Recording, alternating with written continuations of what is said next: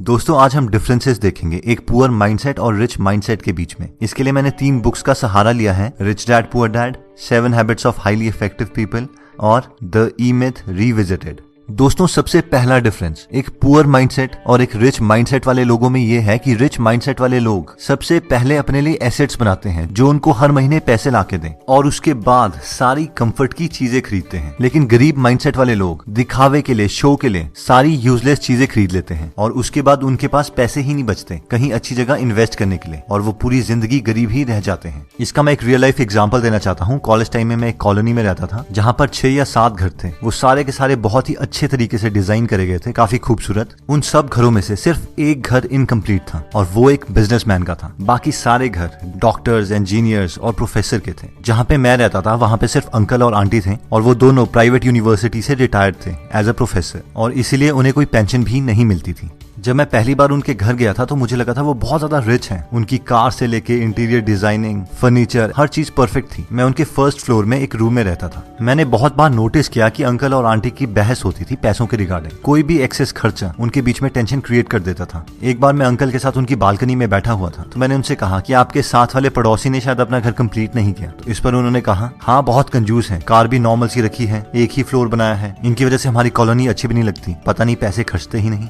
थोड़े महीनों के बाद मैं वहां से शिफ्ट हो गया था तो एक बार मुझे अंकल का कॉल आया और उन्होंने कहा कि अगर आपका कोई फ्रेंड है पीजी के लिए तो हमारे पास यहाँ पे वैकेंसी है, आप रेकमेंड कर दीजिएगा। मैंने कहा ओके अंकल। लेकिन मुझे ये बात अजीब लगी कि उन्होंने अगले ही दिन मुझे दोबारा कॉल कर दिया और उन्होंने मुझसे कहा कि क्या आपने किसी फ्रेंड से पूछा? तो मैंने कहा हाँ, लेकिन वो कह रहे हैं कि आपका पीजी काफी कॉस्टली है। तो उन्होंने कहा कि वो तो होगा ही, हम इतनी फैसिलिटीज जो प्रोवाइड कर रहे हैं। और फिर नेक्स्ट डे उनकी दोबारा कॉल आ गई और उन्होंने मुझसे कहा कि हम अपना प्राइस कम करने के लिए तैयार है, आप उन्हें यहाँ पे भेज दीजिए। लेकिन एक्चुअल में मेरे फ्रेंड्स के लिए वो प्राइस भी ज्यादा था और वो वहां नहीं गए। जब मैंने ये पूरी स्टोरी को रिच डैड पुअर डैड की थियोरी के साथ कंपेयर किया तो मैंने ऑब्जर्व किया कि 1 सिर्फ वहां पे एक बिजनेसमैन का ही घर था जिसका एक फ्लोर बना हुआ था और 1-1.5 साल के बाद वो ही घर उस पूरी कॉलोनी में सबसे बड़ा था। उन्होंने 3 फ्लोर्स बना दिए थे और वो बहुत ही सुंदर बनाया था। सेकंड, अंकल ने होंडा सिटी रखी हुई थी लेकिन वो ट्रेवल स्कूटर में करते थे। हो सकता है वो अपने पैसे बचाने के लिए करते हों, लेकिन मैं ये जानता था कि बाहर से बेशक वो बहुत अमीर दिख रहे हों, अंदर से उन्हें पैसों की कमी थी जिसकी वजह से उनके और उनके वाइफ के बीच में बहस भी होती थी।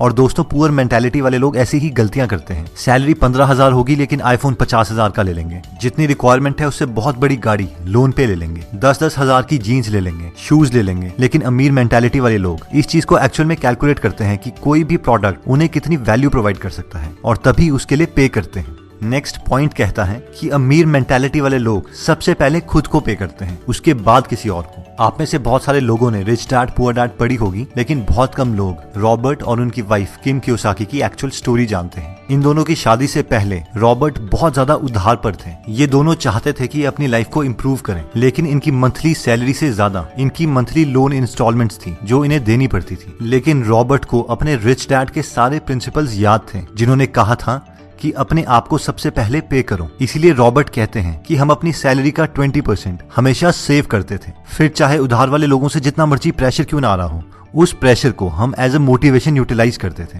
और एक्स्ट्रा काम करके इंस्टॉलमेंट्स के लिए पैसा इकट्ठा करते थे, क्योंकि ये जानते थे अगर ये पहले उधार देने लग जाएंगे और अपने लिए कुछ भी सेव नहीं करेंगे तो ये कभी भी अमीर नहीं बन पाएंगे। और बाद में इन्होंने अपने सेव करे हुए पैसों से ही बाकी इन्वेस्टमेंट्स करी और फाइनली मिलियनेयर बन गए।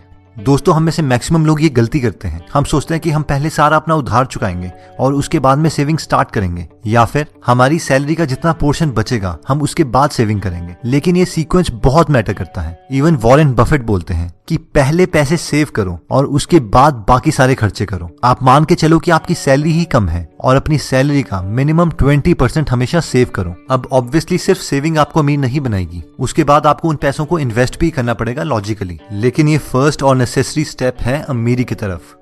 नेक्स्ट पॉइंट कहता है कि अमीर मेंटालिटी वाले लोग अपने स्किल्स को पूरी जिंदगी भर इंप्रूव करते रहते हैं। इसी प्रिंसिपल को 7 habits of highly effective people book में शार्पन द सॉ के नाम से बताया गया है। क्या आपने कभी ये नोटिस किया है कि बहुत कॉस्टली प्रोडक्ट्स की एडवर्टाइजमेंट कभी भी टीवी में नहीं दिखाई जाती? कभी भी फरारी वाले आपको टीवी में एडवर्टाइज करके ये नहीं बोलेंगे कि आप उनसे फरारी खरीद लो। ना ही कोई हेलीकॉप्टर की कंपनी या प्राइवेट जेट की कंपनी आपको अपना प्रोडक्ट दिखाने के लिए पैसे खर्च करेगी। लेकिन अब सवाल आता है कि ऐसा क्यों है? मैक्सिमम पॉपुलेशन तो टीवी ही देखती है। ऐसा इसलिए है क्योंकि ये लोग जानते हैं कि जो लोग इन प्रोडक्ट्स को एक्चुअल में खरीद सकते हैं वो अपना टाइम टेलीविजन में वेस्ट नहीं करते। ज्यादातर मिडिल क्लास मेंटालिटी वाले लोग graduation, post graduation, PhD, post doc कर चुके हैं, इसलिए वो सोचते हैं कि वो रेस्ट डिजर्व करते हैं और उन्हें कुछ नया सीखने की जरूरत नहीं है, और वो आराम से जॉब के बाद घर में आते हैं और टीवी देख के अपने को रिलैक्स करते हैं, क्योंकि वो सोचते हैं वो इस चीज को डिजर्व करते हैं। वैसे ही कहीं मिडिल क्लास बिजनेसमैन घर में आके आराम से सीरियल्स देखते हैं। नई चीजें सीखना उनके दिमाग में प्रेशर क्रिएट करता है। लेकिन रिच मेंटालिटी वाले लोग ये जानते हैं कि उन्हें अपनी स्किल्स पूरी जिंदगी भर इंप्रूव करते रहनी है। नई चीजें सीखना उनका पैशन है, ये चीज ही उन्हें रिलैक्स करती है। अगर हम बिल गेट्स का एग्जांपल लें तो वो माइक्रोसॉफ्ट से रिटायरमेंट ले चुके हैं, वो एक बिलियनर है, उन्हें कुछ करने की जरूरत नहीं है, लेकिन फिर भी वो हर वक्त कोई ना कोई बुक पढ़ते हैं और अपनी सारी बुक्स के नोट्स अपनी वेबसाइट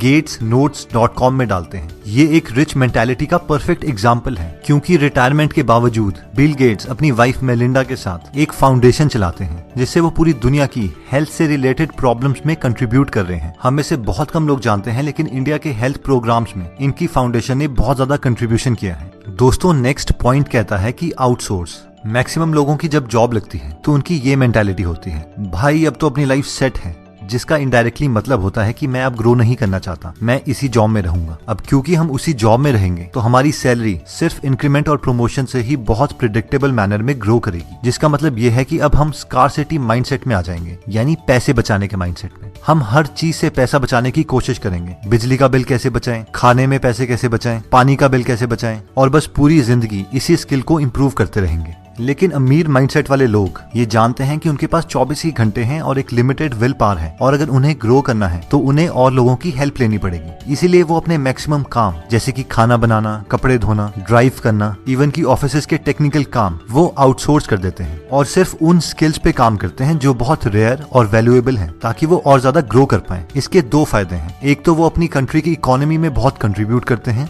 दूसरा इस प्रोसेस में बहुत सारे लोगों को जॉब दे देते हैं। लेकिन एक पुअर मेंटालिटी वाले लोग इन लोगों को देख के बहुत चिढ़ते हैं, यार ये तो बहुत स्टाइल मारते हैं, बिना नौकरों के तो ये काम नहीं करते। लेकिन रिच मेंटालिटी वाले लोगों के दिमाग में कुछ और ही चल रहा होता है। उनका मेन मकसद स्टाइल मारना नहीं, बल्कि अपने टाइम को बचाना होता है, जिसे गलत इंटरप्रेट किया जाता है। अब दोस्तों, इसका मतलब ये भी नहीं है कि आप सारे काम को आउटसोर्स कर दो और बाद में घर में बैठ के दोबारा से टीवी ही देखो। इसका मतलब सिर्फ ये है कि अगर आप ग्रो कर रहे हो और अगर आपको और लोगों की हेल्प चाहिए तो आप अपनी ग्रोथ को रोकोगे नहीं और हिचकिचाओगे नहीं, और इसीलिए कामों को आउटसोर्स कर दोगे। दोस्तों, नेक्स्ट पॉइंट कहता है कि think win win. Human psychology को समझने के लिए रिसर्चर्स ने एक एक्सपेरिमेंट किया। उन्होंने दो लोग जो एक दूसरे को नहीं जानते थे, उन्हें एक कमरे में बिठाया और टेबल पर $100 रख दिए।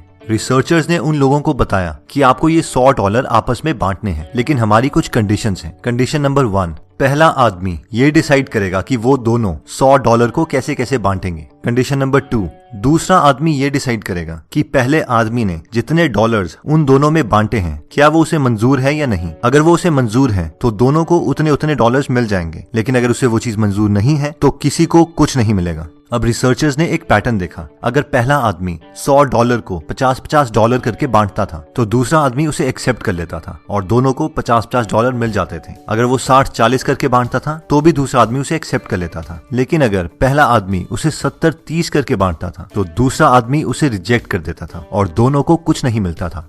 यानी ह्यूमन इमोशंस का टिपिंग पॉइंट 70-30 था। रिसर्चर्स ने ये एक्सपेरिमेंट बहुत लोगों में रिपीट किया, लेकिन ये नंबर 70-30 के आसपास ही आ रहा था। उसके बाद उन्हें लगा शायद $100 डेवलप्ड कंट्रीज के लिए कम है, इसलिए वो डेवलपिंग कंट्रीज गए और उन्हें भी सेम ही ऑफर दिया, लेकिन उसके बावजूद रिजल्ट्स सेम रहे।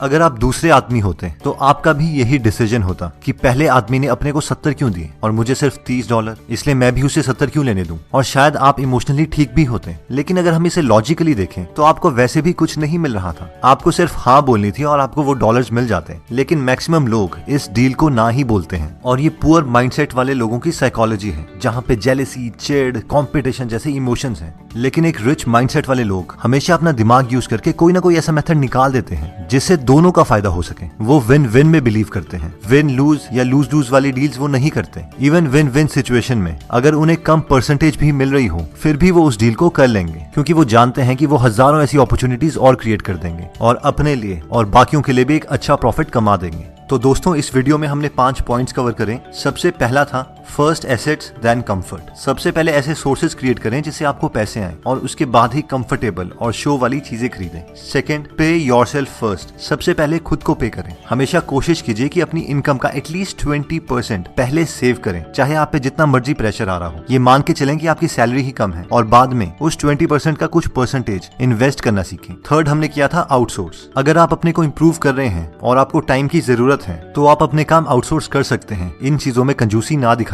फोर्थ, कंटिन्यूसली अपने स्किल्स इंप्रूव करते रहें, नया नया मटेरियल्स पढ़ते रहें। दोस्तों अगर आप फ्री में बुक समरीज पढ़ना चाहते हैं तो हमने गीगल ऐप बनाई है। वो ऐप आप डिस्क्रिप्शन में दिए हुए लिंक पे जाके डाउनलोड कर सकते हैं। और फाइनली आता है थिंक विन विन। ये मत सोचो कि दूसरे को मेरे से ज्यादा मिल गया। आप ये सोचो कि आपको पहले कुछ नहीं मिल रहा था, उसके कंपैरेटिवली अभी आपको कुछ मिल रहा है। और अगर आप टैलेंटेड हो तो आप ऐसी सिचुएशंस बहुत क्रिएट कर दोगे। लाइफ में जल्दी आगे बढ़ना सीखो, क्योंकि हमारी लाइफ इतनी बड़ी नहीं है और हम इस धरती पर हमेशा के लिए नहीं है। दोस्तों